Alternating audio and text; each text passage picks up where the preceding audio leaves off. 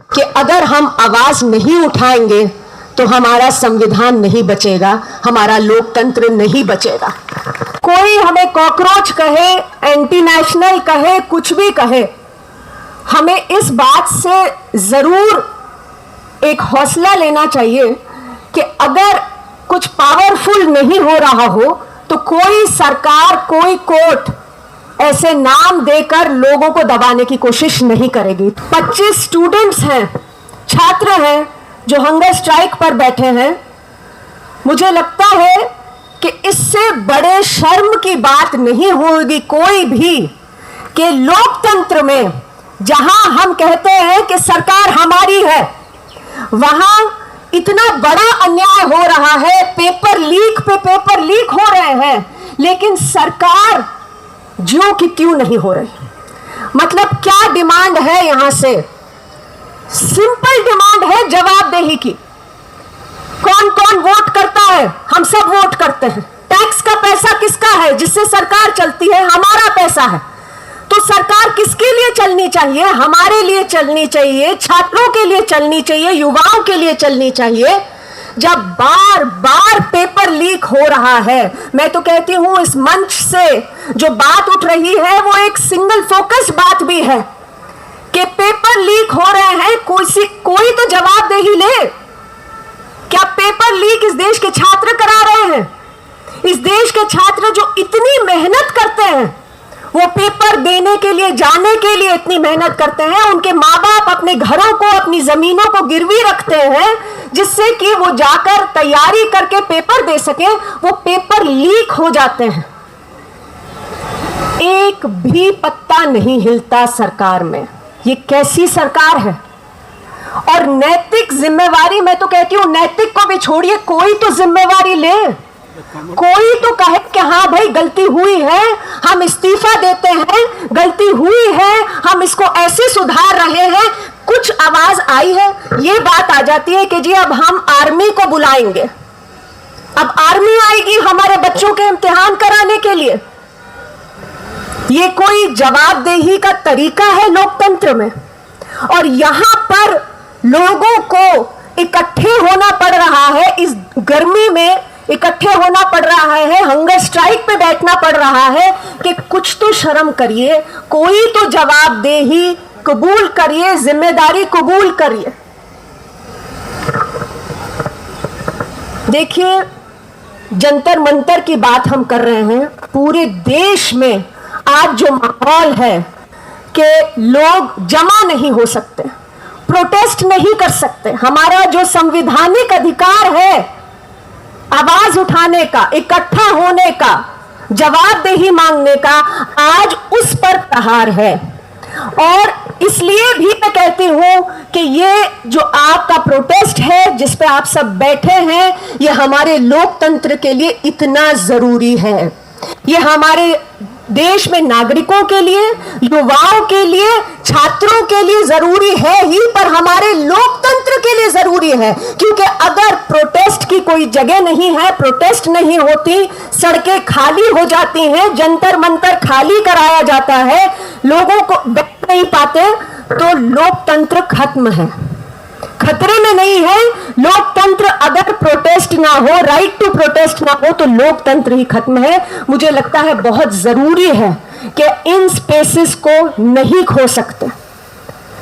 यहां पर जितने लोग मुझे आज दिख रहे हैं, मुझे तो लगता है कि लाखों की संख्या में लोगों को यहां होना चाहिए। मैं तो कहती हूं कि हर इंसान को, यहां पर इतने पुलिसकर्मी दिख रहे हैं, हर एक को यहां आकर प्रोटेस्ट में भाग लेना चाहिए।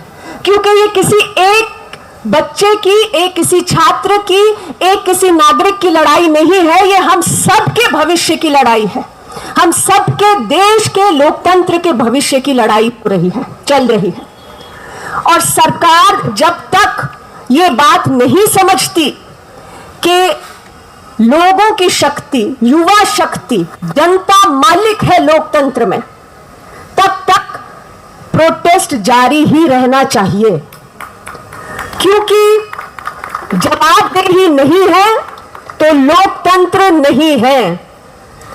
क्या हो रहा है जवाबदेही के नाम पर? आप देखिए, इंडियन एक्सप्रेस की एक स्टोरी आई, उसमें उन्होंने काउंट किया कि 2002 से अभी तक 2025-26 तक 45 केसेस में घपला हुआ है, पेपर लीक हुए हैं। कितने केसेस में कन्विक्शन हुई? 2। मतलब 45 केसेस में पेपर लीक हुए, बड़े एग्जाम्स में, जिसमें 1 लाख से ज्यादा छात्र बैठे। और लीक होता है तो केवल ये नहीं कि पेपर लीक हो गया चलिए फिर से करा देते हैं। कितने छात्र हैं जो आत्महत्या कर रहे हैं?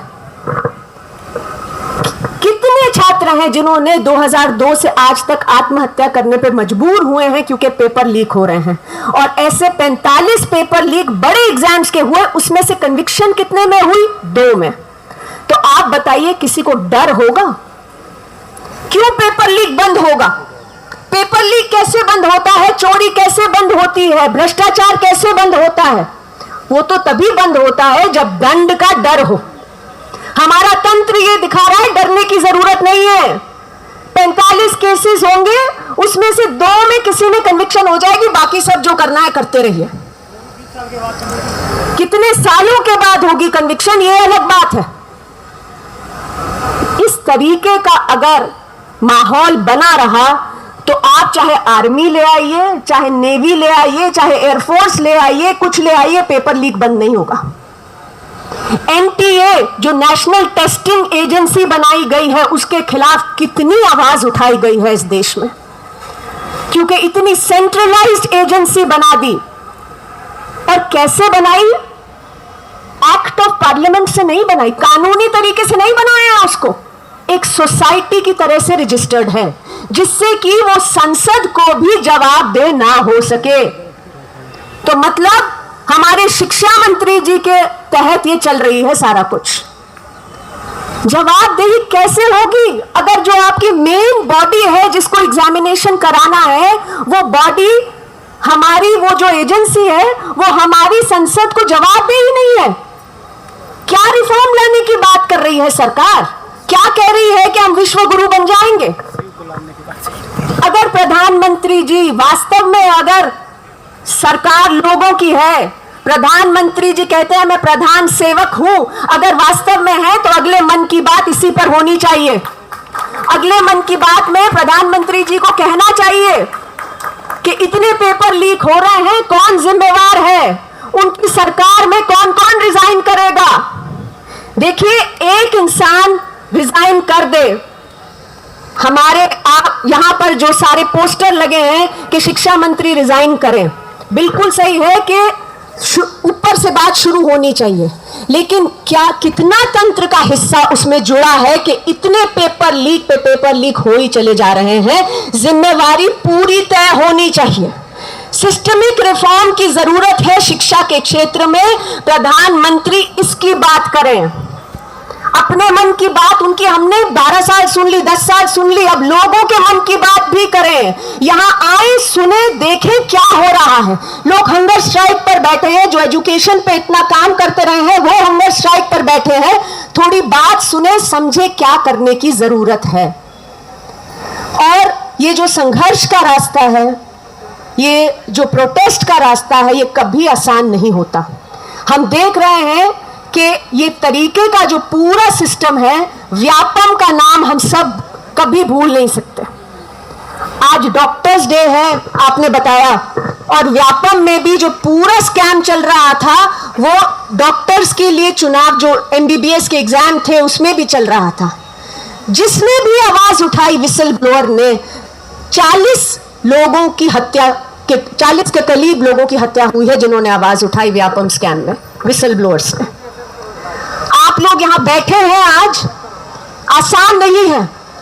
हर एक तरीके के नाम से पुकारा जा रहा है, क्या क्या एक्शन हो सकता है, हो रहा है, लेकिन मुझे लगता है कि ये याद रखने की जरूरत है कि अगर हम आवाज नहीं उठाएंगे तो हमारा संविधान नहीं बचेगा, हमारा लोकतंत्र नहीं बचेगा। और इसीलिए एक बार और आप सब जिंदाबाद कहते हुए, आप सबके समर्थन में आपके साथ खड़े होते हुए मैं अपनी बात को समाप्त करती हूं। जिंदाबाद।